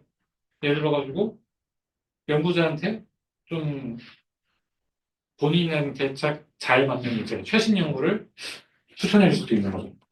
그런 서비스들이 많은데 우리 연구실은 좀 좀 많이 쓰는 걸로 알고 있는 거는 스컬라 인박스라고 하는 서비스가 있더라고요. 저도 쓰는데 보통 다른 사람들은 뭐 구글 스칼라라든지 뭐 그런 뭐 트위터라든지 뭐 이런 것도 보는 것 같긴 한데 저는 뭐 이것만 보고 있고 보니까 이제 여기서 좀 화이트 페이퍼라고 해야 되나? 그런 걸 냈더라고요. 그런 거를 딱 봤는데 이제 쭉 읽어봐가지고 정리한 건데 여기서는 이제 뭐 본인들 서비스 전반적인 내용 설명을 하고 뭐 실제로 추천 어떻게 하는지 이런 걸 써 있는데 보니까 생각보다 적더라고요. 아직 사용자가 2만 3천 명밖에 안 된다고 하고 뭐 이런 식으로 이런 다른 경쟁 서비스들이 있는데 보니까 제일 좋다 뭐 이렇더라고요. 네, 그러면은 얘네가 어떻게 돌아가는지만 좀 그냥 집중해가지고 보면은 논문 같은 걸 이제 아카이브라든지 여러 사전 출판 사이트에서 쫙 PDF 파일을 수집을 하고요. 그다음에 이제 수집한 거에 플러스로 요 시멘틱 스콜라라는 서비스가 또 있어요. 여기에 있는 DB를 또 써가지고 여러 가지 메타데이터를 추가한다고 하더라고요. 그러니까 그렇게 만들어진 좀 원본 데이터에다가 원본 데이터를 이제 아까랑 좀 비슷하게 이제 버트류의 이제 뭔가 좀 모델이 GT라고 있어요. 이거는 뭔가 좀 우리가 워드 투백이라고 하면은 이제 뭔가 이제 그런 모델이 있는 건데 얘도 비슷하게 워드 임베딩을 만들어주는 모델이에요. 근데 이제 버트 계열로 만드는 거다. 라고 보면 될 것 같은데 이걸로 이제 임베딩을 한다고 합니다. 그리고 임베딩을 하고 이거를 벡터 DB에 넣습니다. 그렇고 그 다음에 이제 요 임베딩을 이제 논문 추천 모델의 입력으로 다시 넣는다거나 아니면 이제 뒤에 또 설명을 드릴 텐데 그 논문 같은 거를 TSN이 시각화를 한대요. 그런 데에 쓴다고 합니다. 그러면 이제 새로운 논문이 딱 들어왔을 때 이거를 좀 어떻게 누군가에게 추천해 줄 거냐? 이건 이제 추천 시스템 좀 공부하신 분들은 좀 잘 아실 텐데 콘텐츠 베이스 레코멘데이션이라는 분류가 있어요. 요거 같은 경우에는 예를 들어가지고 내가 예를 들어가지고 어떤 뭐 논문을 딱 봤을 때 내가 요거에 대해서 좋아할까 안 좋아할까 요거를 예측하는 모델을 보시면 될 것 같아요. 그래가지고 그냥 쉽게 그냥 단순한 모델로 로지스틱 리그레이션 할 건데 이제 점수 분포를 이제 마이너스 100부터 플러스 100까지 두고서 이제 좀 이제 플러스 100에 가까울수록 좀 이 사람한테 적합한 논문이다 라고 예측을 하고서 나한테 던져준다 라는 거죠. 그러면 실제로 이거를 어떻게 할 거냐 이 모델 같은 경우에는 이 서비스 써보신 분은 아시겠지만 이제 처음에 들어가면은 아무런 논문이나 막 던져주고서 혹은 이제 좀 검색을 해가지고 이제 좀 내가 원하는 논문을 좀 찾은 다음에 따봉 혹은 이제 뭐 역따봉을 누르라고 해요. 그렇게 누르라고 하면서 이제 이 모델을 이제 학습하게 되는 건데 이때 좀 이슈가 이 세상에 엄청나게 많은 이제 논문들이 있을 거고 이제 그거에 대해서 전부 다 이제 우리가 레이블링을 할 수가 없으니까 우리가 레이블링한 건 소수고 이거에 대해서 추가적으로 뭔가 좀 데이터를 들고 가지고 학습을 해야 된다는 거죠. 그래서 이 사람들도 아까 그 트리플렌 로스랑 좀 트리플렌 로스가 아니지 이런 건 좀 그 아무튼 간에 이제 네거티브 샘플을 좀 들고 와가지고 샘플링을 하는 거 네거티브 샘플링을 해가지고 아무런 논문이나 들고 와가지고 이제 이걸 네거티브로 쓰고 내가 따봉 누른 거를 포지티브로 쓰고 이런 식으로 이제 좀 모델을 학습하겠다라는 건데 이때 생길 수 있는 이슈는 네거티브 샘플은 어떤 개인데 보통 사용자가 평가하는 건 78개 정도라고 해요. 그럼 이제 요 포지티브랑 네거티브 간이 이제 좀 불균형한 이제 문제가 생기다 보니까 요거에 대해서 이제 좀 클래스 임밸런스 문제가 생긴다. 가지고 이걸 해결하기 위해서 좀 웨이티드 바이너리 크로스 인터벌을 쓴다. 이거는 그냥 그런 거예요. 포지티브가 100개고 네거티브가 1000개다. 그럼 포지티브에 대해서 학습할 때는 곱하기 10을 해주는 거예요. 이런 거라고 보시면 될 것 같고요. 보통 이렇게 모델을 학습해가지고 우리에게 추천해 준다라는 거고요. 이때 이제 아까 말한 거랑 좀 연속되는 부분인데 이 추천 시스템에 대해서 공부하다 보면 나오는 게 항상 나오는 게 이제 콜드 스타트 프로블럼이라는 게 있어요. 이거는 이제 뭐냐면은 내가 이 시스템을 계속 쓰던 사람이면은 예전 기록이 있으니까 이걸 바탕으로 추천해 주는 건데 내가 처음 가입했으면 이제 아무런 기록이 없잖아요. 그럼 지금 뭘 추천해 주는지 모르는 게 이제 콜드 스타트 프로블럼인데 뭐 두 가지 기능을 준다고 하더라고요. 어떤 거냐면은 아까 말했던 건데 본인 연구 분야에 해당하는 논문을 검색해가지고 따봉을 누르게 하는 거. 그게 첫 번째고 두 번째는 이제 이런 스칼라 맵이라는 그 시각화를 제공을 해가지고 이 지도상에서 뭔가 연구 분야를 탐색하게 한대요. 그때 아까 말했던 이제 어, 논문 인베딩을 바탕으로 한 TSNE 시각화를 하고요. 그다음에 이제 논문을 그러면 TSNE는 다들 뭔지 아시죠? 근데 모르시는 분 어쩔 수 없죠. 알아서 공부하셔고 그리고 이제 그건 이제 어쨌든 간에 점만 찍는 거예요. 이게 뭔지 몰라요, 사실. 점만 찍는 거라서.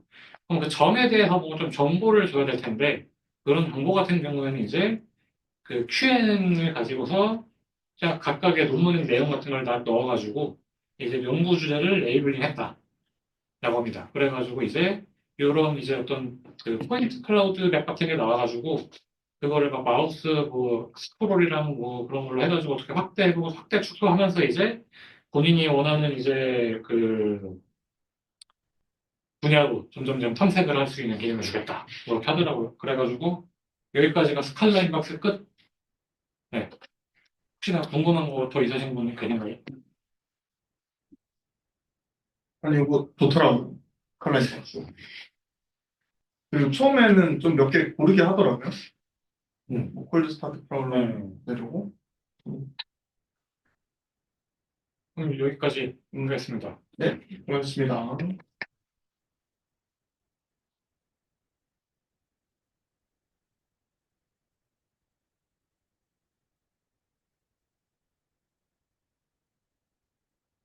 저는 이번에 그 LLM 이제 학습할 때 그 리워드 모델 써서 많이 파인튜닝 하잖아요. 그래가지고 그때 쓰는 이제 리워드 모델들을 동료랑 어떻게 평가하는지 이제 좀 알아보고 싶어가지고 이번 조사를 좀 해봤습니다. 그래서 뭐 다들 아시겠지만 이제 LLM 모델 이제 처음에 학습된 후에 이제 사람의 선호도를 더 잘 반영하도록 이제 파인튜닝을 하잖아요. 그때 이제 사람의 선호도를 그때그때 계속 이렇게 측정하는 것은 사실상 불가능하기 때문에 그걸 이제 리워드 모델로 대체를 하는 거거든요. 예를 들어서 프롬프트가 있고 이제 LLM이 있고 리스폰스가 있으면은 그거를 이제 사람이 아니라 리워드 모델에 넣어서 그 리워드를 이제 맥시마이즈 하도록 이 베이스 LLM을 학습을 해가지고 최종적으로 이제 프리퍼런스 얼라인드 LLM이 이제 되는 겁니다. 그래서 요때 이제 사람의 대용으로 이제 쓰려고 리워드 모델이 들어오는 건데, 네. 그래서 얘네들은 이제 그래서 결국 하는 거는 LLM이 응답을 하면은 그거에 대한 품질을 평가해주는 모델입니다. 그래가지고 예를 들어서 LLM한테 이제 머신러닝에 대해서 설명해줘 이렇게 프롬프트를 날리면 LLM이 대답을 할 거잖아요. 그러면은 리워드 모델한테 이 프롬프트랑 이제 해당하는 대답을 이렇게 짝지어서 주면은 얘가 얘 이제 리워드는 2.5야, 얘 스코어는 뭐 3.0이야, 뭐 이런 식으로 이제 말을 하는 거죠. 그래가지고 이런 게 이제 리워드 모델이고 사람의 평가랑 이제 최대한 유사하게 평가를 내릴 수 있도록 이제 학습이 돼야 됩니다. 그게 이제 근데 학습하는 방식으로 나누면은 뭐 다양한 이제 카테고리 나누는 방법이 있는데 그 학습 방식으로 나누면은 이제 두 가지 방식이 있거든요. 그래서 첫 번째가 이제 브래들리 테리 모델이라는 건데 이건 이름은 뭐 거창한데 특별 뭐 별건 없습니다. 그냥 리워드 모델 학습할 때 이제 그 사람이 이제 LLM 리스폰스에 대해서 이렇게 직접적으로 점수를 매기는 거는 일관성이 이제 유지되기가 어렵거든요. 예를 들어서 똑같은 프롬프트에 똑같은 리스폰스가 있는데 사람 1 같은 경우에는 약간 아쉬운데 해가지고 3점을 줬고 사람 2는 똑같이 약간 아쉬운데 이러면은 이 사람의 기준은 2점이었어요. 그래가지고 같은 느낌인데 그거에 대한 이제 자신이 생각하는 그 점수 기준이 다를 거잖아요. 그렇기 때문에 그 점수들에 대한 일관성을 유지하는 게 되게 어렵기 때문에 그 서로 다른 리스폰스가 주어졌을 때 이제 순위를 매기는 방식으로 더 일관성을 유지하는 그런 식으로 이제 레이블링을 합니다. 그래가지고 각 답변마다 점수를 매기는 게 아니라 이 두 개의 서로 다른 리스폰스가 만약에 아래처럼 있어요. 리스폰스 1은 뭐 머신러닝은 데이터를 이용하여 어쩌고저쩌고, 리스폰스 2는 기계를 이용하여 학습하는 어쩌고저쩌고, 뭐 이렇게 답변했어요. 그러면은 머신러닝에 대해 설명한 거는 1이 더 맞는 거잖아요. 그렇기 때문에 이제 사람 1과 2가 모두 이제 누가 더 잘하냐를 물어보면은 이제 둘 다 이제 통일돼서 리스폰스 1이 더 잘한다라고 이제 말을 할 수 있기 때문에 이렇게 점수를 직접 매기는 것보다 이렇게 이제 페어를 줘가지고 어느 게 더 좋은지를 물어보는 게 조금 더 이제 일관성이 유지된 그런 레이블링이 됩니다. 그래서 여기 이제 가장 대표적인 데이터셋이 이런 HHRHF 뭐 이런 이제 데이터셋이 있더라고요. 근데 여기 들어가 보면은 이제 그 표준이랑 디젝티드가 있어요. 그러니까 똑같은 질문이 있고 여기 휴먼이 여기 질문 있잖아요. 이 질문에 대해서 이제 두 개의 답변을 여기 어시스턴트 하나 그리고 여기 어시스턴트 하나 받은 다음에 사람한테 둘 중에 뭐가 더 좋냐고 물어본 거예요. 그래가지고 만약에 이 A가 더 좋다 이러면은 여기에 이제 초준에 A가 들어가는 A 답변이 들어가는 거고 리젝티드에 이제 B 답변이 들어가는 거죠. 네.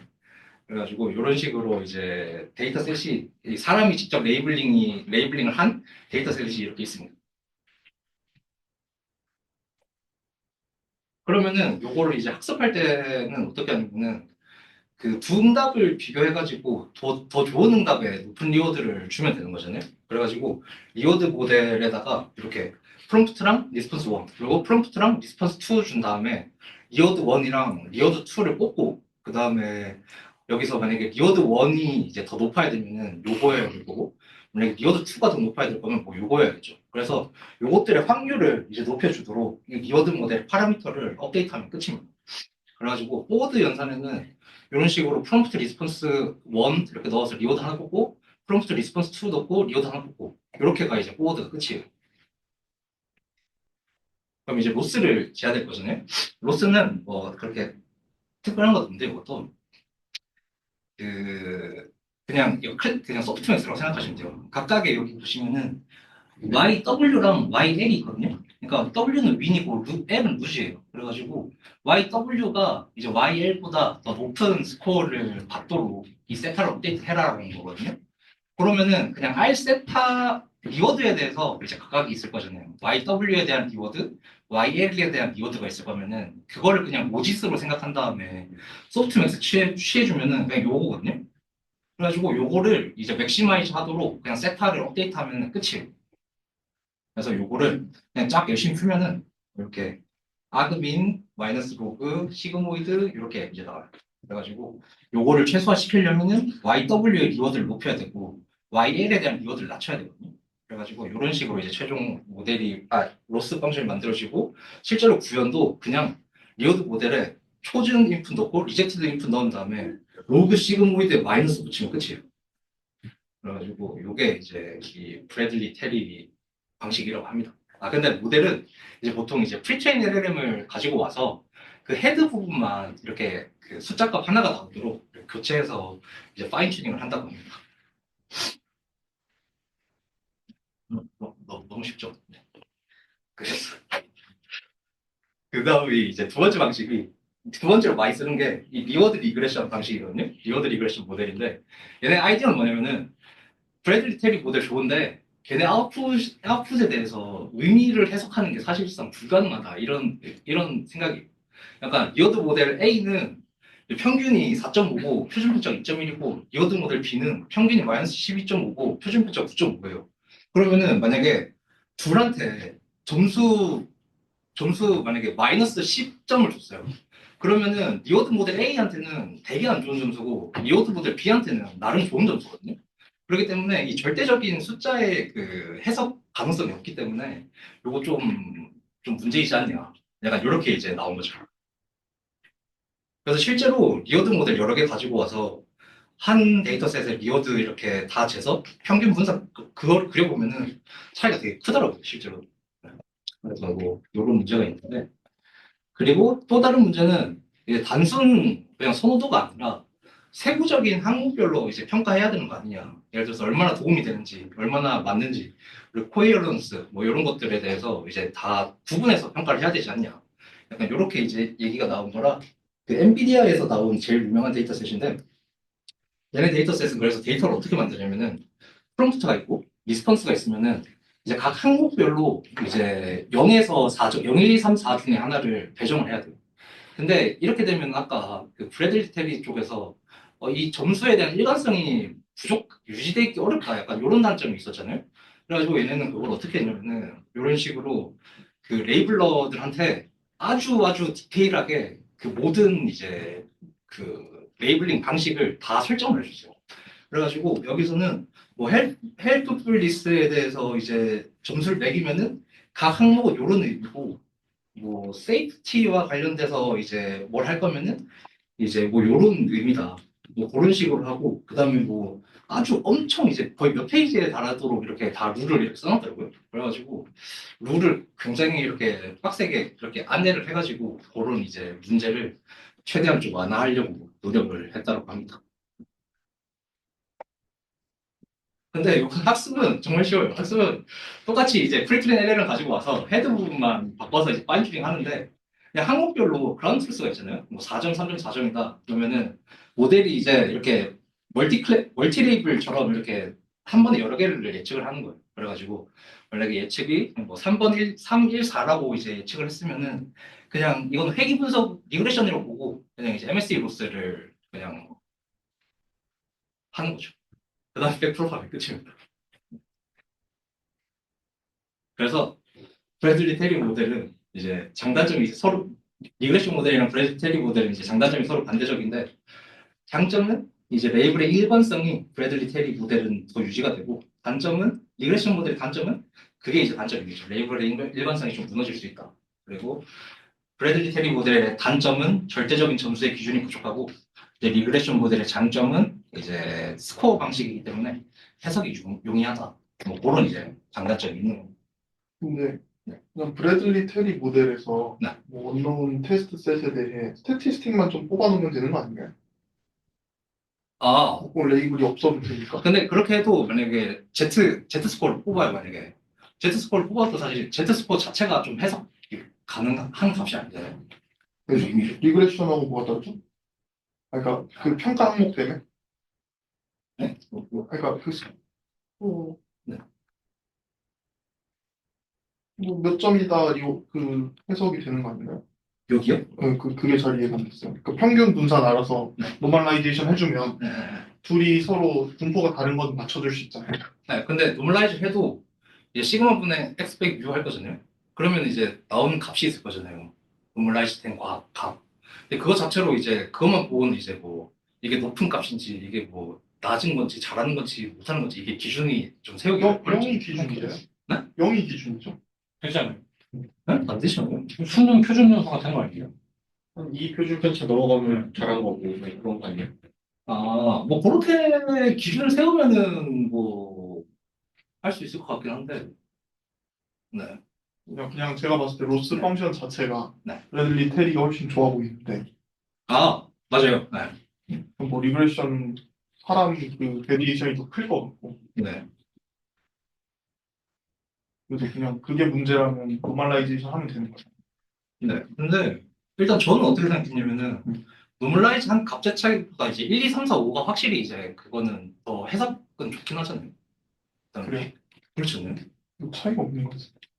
왜냐면 여기에서 보시면 이 0, 1, 2, 3, 4의 의미를 이렇게 다 명확하게 해놨잖아요. 근데 이제 만약에 뭐 2시그마, 뭐 3시그마 넘어가더라도 그것들의 의미를 저희가 뭐라고 결정해야 되는지 좀 어렵지 않아요?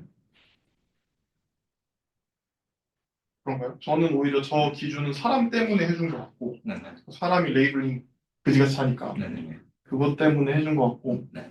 뭐 분포만 잘 정규 분포스럽게 나오면 비슷하게 해석할 수 있지 않을까. 네네. 구간별로. 뭐 어떤 의견인지는 알 것 같아요. 네. 아무튼 뭐 넘어가시죠. 네네. 저 궁금한 거 있는데 저 리그레션 하는 데이터셋들 있잖아요. 네네. 저거는 그 레이블러들의 레이블러들 간의 그 베리언스도 아는 건가요? 아니면은 데이터 하나당 그냥 한 사람만 투입된 건가요? 그거 엄청 그거 빡빡하게 했는데 네. 지금 여기만 봐도 같은 데이터인데 지금 두 개가 있거든요. 네. 그래가지고 한 데이터랑 리스폰스에 대해서 5명인가? 그렇게 일단 붙어요. 네. 5명 붙어가지고 그 제일 많이 몰린 점수대로 3명을 뽑거든요. 3명이나 2명을 뽑아서 뭐 어떻게 처리를 한대요. 그래가지고 이렇게 여러 명 해가지고 그 중에서 이제 베리언스가 너무 크면 또 버리고 그리고 또 만약에 평균이 만약에 다 더했더니 0이 돼버리면 걔도 버리고 하여튼 필터링을 엄청 이렇게 빡세게 해가지고 좀 네. 그게 제가 옛날에 그 이미지 예쁜지 안 예쁜지 맞추는 연구를 그 스코어를 맞추는 연구를 했었는데 그때 그 데이터셋이 약간 저런 식이었어요. 네. 사진마다 점수가 있었는데 네. 그 중 제일 유명하고 고급진 데이터셋이 저 한 장당 사람들 그러니까 레이블러들의 스코어가 세트로 있는 것들이 있거든요. 꼭 한 사람이 아니고 근데 그게 되게 고급 정보더라고. 그 분포를 아예 맞추게 해버리는 그런 모델들이 있으면은 그 정확도가 되게 높아지는다고 해서 저 이렇게 사람 그러니까 어떤 거는 평균이 똑같이 뭐 3이어도 넓게 퍼진 3하고 그러니까 모두가 3이라고 한 그 두 개의 샘플은 다른 게 있을 거 아니에요. 그런 걸 좀 살릴 수 있지 않을까 이런 생각도 드네요. 네, 그래서 뒤에 보면은 두 개를 비교하는 게 있거든요. 그 실험을. 이 다음 페이지인데. 네. 그래가지고 그래서 뭐가 더 좋냐라고 했을 때 찾아보면은 거의 우리가 쓰는 거의 대부분의 모델은 다 브래들리 테리 방식으로 된 거거든요. 근데 리그레션 모델은 최근에 나온 건데 엔비디아에서 나온 무슨 이런 시리즈가 있대요.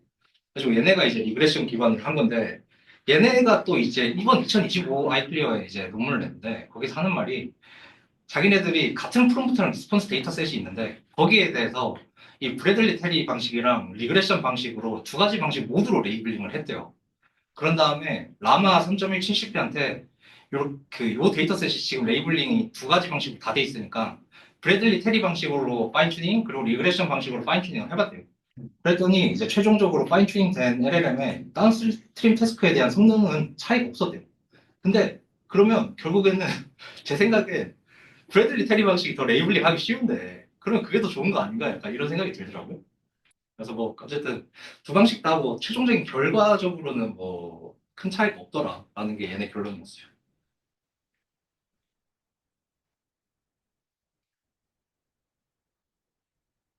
그 다음에 이제 평가를 해야 될 거잖아요. 평가를 하는 방법 두 가지인데 첫 번째는 그 학습 데이터가 있으면은 당연히 테스트 데이터가 있을 거잖아요. 그래가지고 같은 데이터셋 내의 테스트 셋을 쓰거나 근데 그거는 이제 범위가 너무 좁으니까 그 리워드 모델의 그 벤치마크들이 몇 개 있어요. 그 중에서 제일 유명한 게 이 앨런 AI에서 만든 리워드 벤치라는 건데 요거는 각 리워드 모델이 사람의 선택이랑 얼마나 같은 선택을 하는지를 어큐러시 그러니까 평가를 하는 건데 그 어큐러시죠.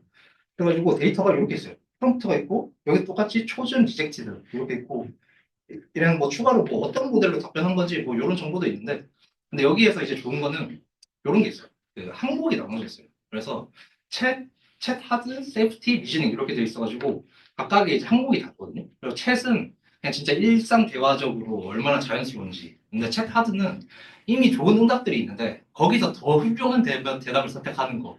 그리고 세이프티는 이제 위험한 응답을 거절하는 거.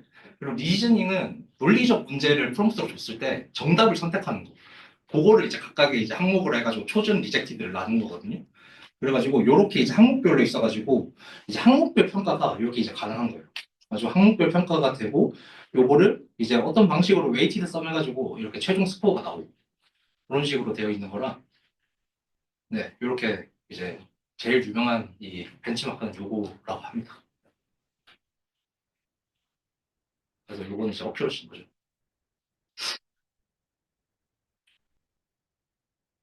그래서 뭐 내용 끝인데 그래서 결론적으로 제 생각은 이번에 알아봤을 때 리더보드 상위권 모델들을 좀 다 살펴보면은 결국에 막 특별한 뭐 오브젝티브 펑션이나 모델 아키텍처 같은 게 있는 게 아니라 결국에는 데이터셋을 어떻게 필터링 했고 데이터셋을 어떤 걸 썼고 어떻게 모았고 그게 이제 성능 차이의 제일 큰 이제 차이 같아 보이더라고요. 그래서 일단은 봤을 때 그게 이제 핵심 같았고 그 다음에 근데 결국에는 이 리워드 모델 자체로 평가하는 게 아니라 우리 최종 목적은 리워드 모델로 LLM 얼라이먼트를 하는 거잖아요. 그래가지고 파인튜닝된 LLM의 그 성능으로 비교를 해야 되는 게 아닌가 싶은데 사실 이거는 비용 문제가 발생하잖아요. 그 모든 리워드 세팅마다 계속 LLM 파인튜닝 할 수는 없으니까. 그러면은 좀 드는 생각은 좀 직접 LLM 파인튜닝을 시키지 않으면서 이제 뭔가 파인튜닝 후에 다운스트림 태스크 성능이랑 좀 코릴레이션이 큰 어떤 리워드 모델 평가 방식을 좀 만들 수는 없을까? 뭐 이런 생각이 들더라고요. 그리고 뭐 우리가 자주 사용하는 뭐 챗GPT, 클로드 제미나이는 리워드 모델이 비공개예요. 그런데 그러니까 이제 드는 생각은 그 오픈 소스 리워드 모델이 있는 게 사실 무슨 의미가 있는지 조금 약간 조금 고민이 되더라고요. 어차피 우리가 직접 쓰고 있는 리워드 모델은 뭔지를 모르는데 오픈 소스 리워드 모델 가지고 우리가 뭘 할 수 있지? 약간 이런 생각이 조금 들기도 했고 네. 그 다음에 좀 조사했을 때 리워드 모델 각각에 대한 특징적 차이를 분석한 결과가 별로 없었어요. 예를 들어서 뭐 아까처럼 요 결과를 보면은 누가 이제 리즈닝을 잘하고 이런 건 이제 보이는데 리워드 모델 A의 뭐 어떤 특징 때문에 뭐 세이프티 분야에서 강하고 어떤 특징 때문에 리즈닝 측면에서 강한지 뭐 이런 분석은 없더라고요. 그래서 뭐 이런 것도 뭐 연구 분야가 될 수 있을 것 같아요. 네, 혹시 뭐 질문 있으실까요? 질문은 아니고 그냥 이거 비슷한 연구하는 사람, LLM 하는 사람이 그 리얼 타임 그 트레인 시키기 위해서 데이터셋을 컬렉션을 하고 있었을 때 실험에 참여해달라고 해서 했었었는데 네. 말씀하셨던 것처럼 이제 그 뭐라 해야 서브젝트 입장에서도 네. 이렇게 뭐 1, 2, 3, 4, 5는 뭐에 해당하는 거야 네. 각각의 뭐 여러 가지 에스펙트에 대해서 뭐 예를 들어서 뭐 하나는 뭐 네. 얼마나 뭐 나쁜 어떤 건지 그런 걸 하는 게 엄청 피곤하더라고요. 서브젝트 입장에서도. 맞아요. 그래서 이 방식으로 하면 훨씬 더 똑같은 성능이 만약 나온다면 서브젝트 입장에서 훨씬 더 좋겠다라는 생각이 들긴 하네요. 맞는 것 같아요. 근데 이제 그분들이 하는 말은 아직 좀 연구가 덜 된, 리그레션보다는 아직 연구가 좀 덜 됐으니까 아직 모른다. 약간 이런 말을 하긴 하던데, 네, 아직은 모르겠네요. 네, 저도 지금은 아직 브래들리 어쩌고가 더 좋은 것 같긴 해요.